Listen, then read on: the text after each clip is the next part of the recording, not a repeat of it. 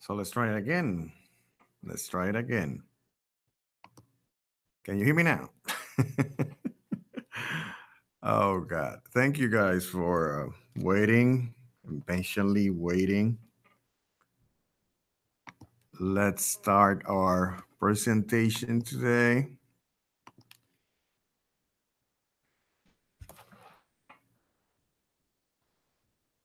Every, I'm checking. Perfect. Thank you, everyone. My name is Jose Colon. Will be your host today. We are talking about expanding our toolbox. And here, my name is Jose Colon. I'm a fifth grade bilingual teacher in Freeman Elementary School, Freeman Hawks. Yeah. And we are going to be talking about a lot of things. Like, I am a Davi teacher. So basically, um, we have always been the Avid way of the ones that are being in contact with Avid. You know that we have a lot of things we can use to like a extra toolbox and leap forward, and a lot of things that we're going to be using for our developing. But I want to thank my two helpful comrades, my friends here, Stacy and John. They're helping us uh, talk to you, and if you have any questions, they're going to help me out with that. And so let's start. What do you have in your education toolbox? What do you really, the ones that you really use? Because we have a lot of things going on, and sometimes we are so quick all around doing a lot of things, and we tend to always use the same tools, but there's a lot of other tools like that we could use. And I remember what I once worked in construction a long time ago, that I will have all my toolbox like it wasn't organized. I will have a lot of things in there that sometimes I will use, sometimes not. But as educators, we tend to do a lot of multitasking and look for options every time, every step of the way. So maybe we will use Chromebooks or iPads during our work, and sometimes we like some of them.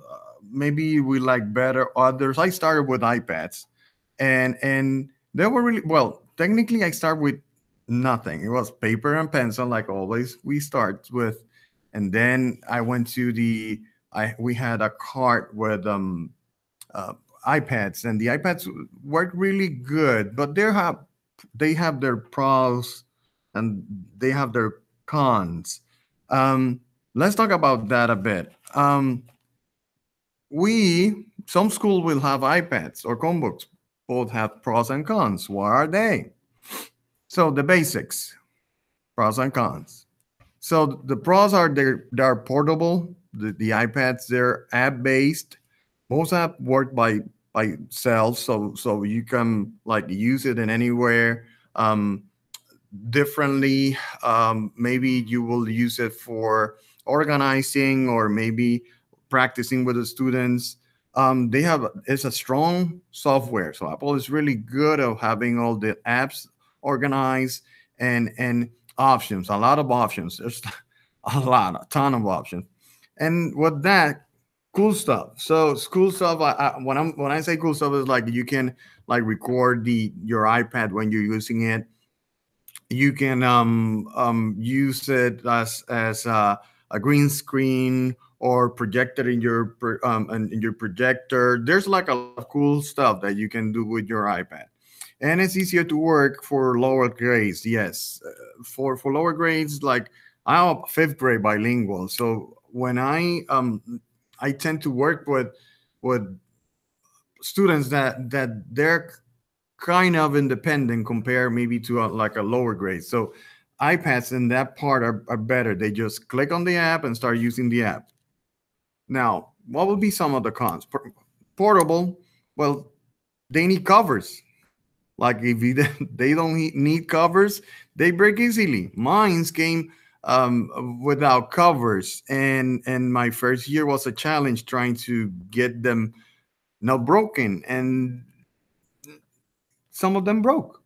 But we managed not to have a lot of them broken. But anyway, so they're app based, but only the ones that the district are approved. You cannot. There's like tons of apps, but they have to be approved by the district, and that tends to, maybe you're an educator that seen something that I think I could use, and then afterwards you're like, no, I would like to use it, but it's not district approved, or maybe you got to buy it, and that's some of the maybe cons in that part of when app. The cool stuff, they're kind of distracting for some of the students. Like they will record, they will use the cameras, they will use a lot of other um, things that the iPad has. So it's kind of distracting for them.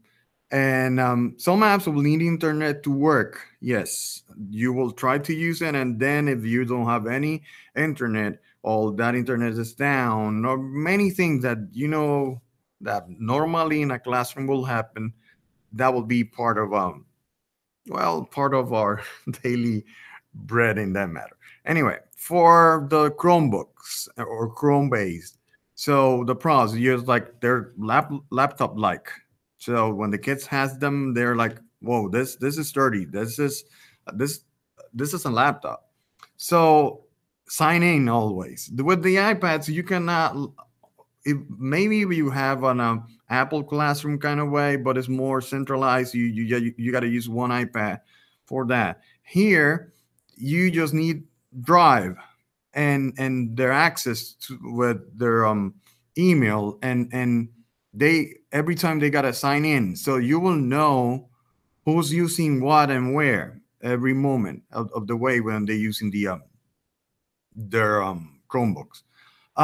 They're proven steady platform with Drive, good workflow. So when they use and like if they're using any they making any presentation like Google slides or Google Docs, it will be saved in their Google Drive, and that's really good because there's no, you gotta click up and save. No, this everything is there.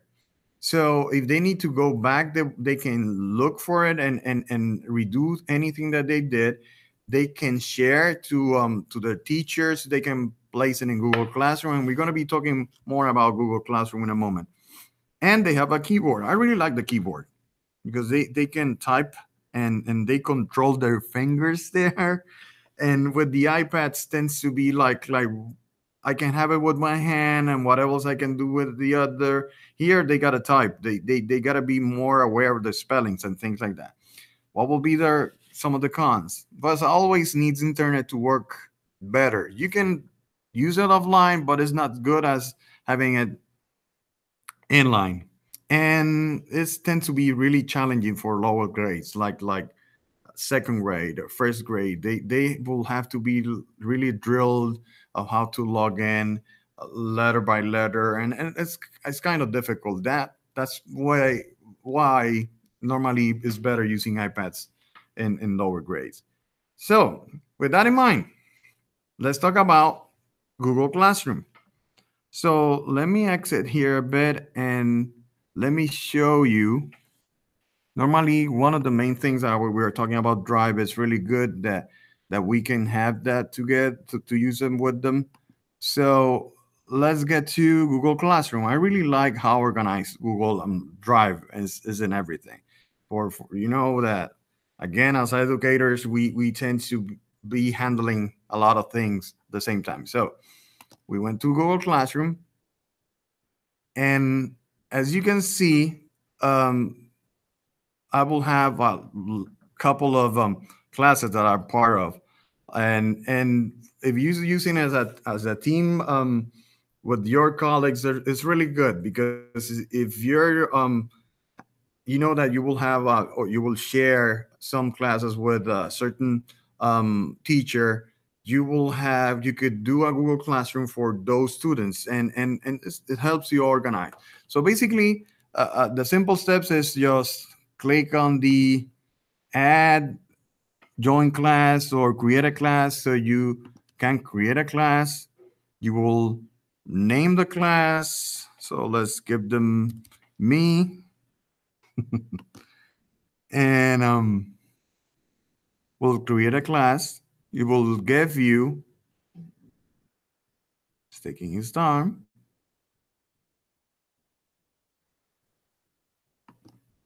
Today, the technology has been really sketchy with me. And before that, before I started everything, there were some monkeys telling me that uh, um, YouTube wasn't available. So we work with what we have. So as you can see, you have everything you need. The only thing you need for them to add is here you have your drive. So if you click your drive, you will see that in your drive, you as a teacher, you will have the drive for anything you want to place there, and anything they want to send there, like assignments and things like that. So here is in my drive, you will see classroom says me. So basically that's the folder for that. And if you want to know, so they want to know the calendar, everything. It will link without any problems with any of your calendars if you have it in Windows, and when you want to display your the link that they need, the numbers or the words that they need to place in their to be part of it. There you have it. So they just log in Google Classroom, click on the plus sign, and there's your um, link, so they can log in. I really liked Google Classroom. I've been using it right now for 2 years, and as it's really surprising what a lot of things you can do. There's like ton of new things. There's every time they will be adding. So with them, I will use it for blogs, even for Spanish and English, because yes, as a bilingual, sometimes I will have a class for Spanish and a class for English, and sometimes it's for just maybe having a different assignments. But normally I will have them together, but it's just depending of what I'm doing or what lesson I'm planning with them. So they will have create assignments, questions, polls, or even blogs. Like I will pose a question and they will write a short answer. Formative assessments. You need them to know what they're how are they're connecting with the lessons that you're giving them. So Google Classroom is really good for all of that. So what else do we have in our toolbox? So to be quick here, we have another one that I really use daily. It's called Class Tools. And Class Tool is a really a lifesaver in many ways. And I will show you why. Here in the top part, you can see I have the taskbar in the top part, and I will have classroom tools in every part of it. And each one of them will be a different kind of classroom class tools. And let me show you this one. Is a really good one if you want to be like trying to choose randomly students, or making small groups, or however you can use it. Like if you have Juan and Luis, or Maria, and you want them to maybe answer a question or randomly, maybe a question randomly, like quickly, or however you want to use it. You can either use typewriter, So you chose Maria. Or you want to do it again? And I chose Maria again. So you got Luis. And I chose Maria again. So it's kind of with more students better. But next to it, it has the fruit machine. And I really like this one. It's still like a slot machine and then the same sound. And the kids will be doing that too. But now you don't want one to be answering. So you will remove one and go to the fruit machine again. Now you only have Maria and Luis. And Maria's there. So again, it's depending on what you want to use is really good. And this is the other one that I use a lot. I will always tell my fifth graders, guys, you're preparing yourselves to sixth grade. You're going to like this is just your trial run. It seems you're prepared to be part of the bigger like your middle school. You know the situations, the more independent work. And I like this one because for my rotations, if I go into reading or and then to science, because I am self-contained, so basically I will give all of them Spanish and English. I will choose any of a couple of songs that we have here. They really like this one because they think they sound like Dora the Exploradora, so they're like funny about that. You will give them the time, and basically that's the time that they have for cleanup or move to another rotation. And believe me, it helps me like not being on to them like every time, guys, you got to do this, you got to do that. That they hear the song, they see the counter, they will start working. And the other one that they really like is the Pink Panther and Mission Impossible. This is a really good one, and they could hear that sound and they already know.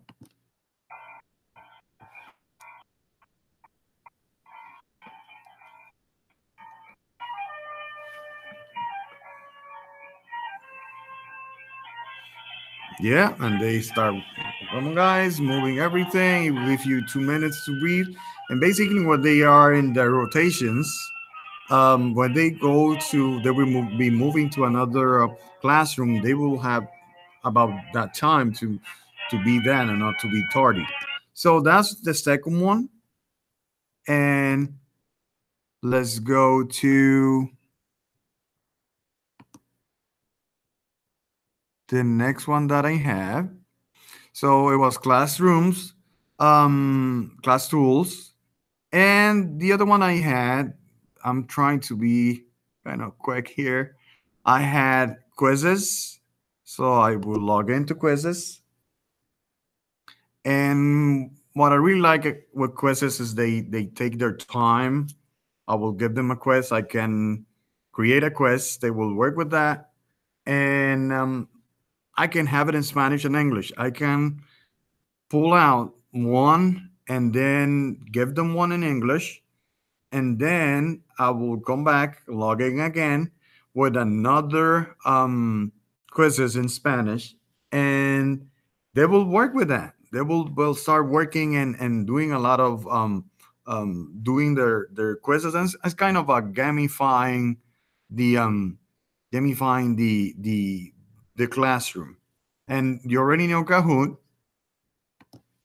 That is a really good but the difference about quizzes and Kahoot, quizzes they can take their time doing their quiz. In Kahoot, they will have 120 seconds and maybe 30 seconds, depending. But it tends to be for some of my students is kind of really quick, so they need more time. So for that part, I really like quizzes, but some for formatives and things like that, um, you can use Kahoot. So depending of how you really like your or you want to use it for your classroom. And the last one but not least, and is the Three Tech Ninjas. This is a site that I really use a lot. Every time I need some ideas that I want to use. I will go here and our icon conference last year in July. Todd went to the conference, and he was really helpful, and he's a really active guy and really funny too, right? And he was telling us about how he had this idea and how he applied um in his school. So here we have web tools. So you have flipped classroom, project-based learning, photo editing, audio, video, QR codes. Still, QR codes, you can the Chromebook will have them, and iPads too. So, but in the Chromebook, you can have the generator and help you. But still, you will find a lot of things to use. Animation, everything. You will see everything, Google stuff, cool stuff. There's a ton of things you can use. Here you will have collaboration, blogging, research, everything you need. You're looking for options for your kids, um, everything. You need, want to be doing any virtual trips, field trips, everything. Like it's really awesome. Let me see if I can get some of the school cool stuff. Um, so there's a lot of things that educators will find useful. Believe me, it's really good. Um,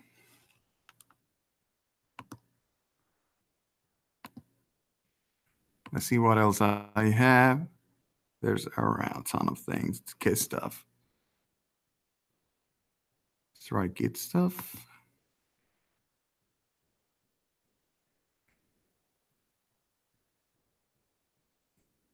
Jackson Pollock, this is Sand, Will you a ton of things.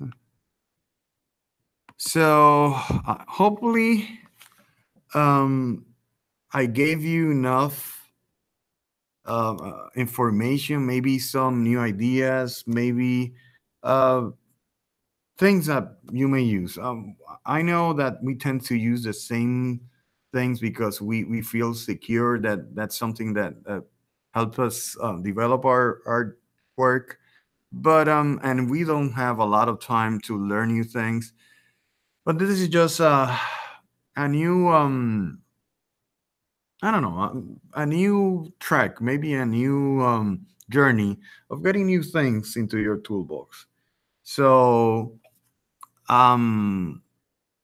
Stacy and John will have there some of will have the link for your um educational hours, if I said it correctly. Pardon my Spanish sometimes.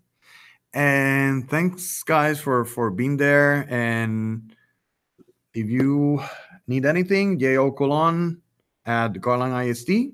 I'm here to help you all. Thank you for everything and have a nice one.